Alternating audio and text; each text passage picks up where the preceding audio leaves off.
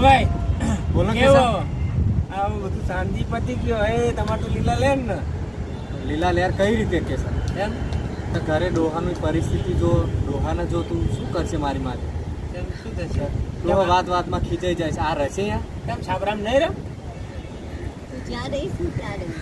સાચું હા, મૂકી તો નહીં જતું. કોઈ દિવસ.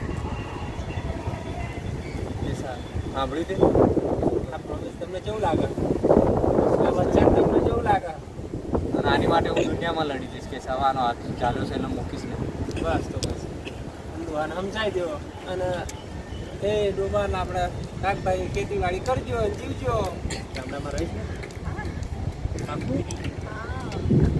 મારે તારી સાથે રહેવું છે. સાચું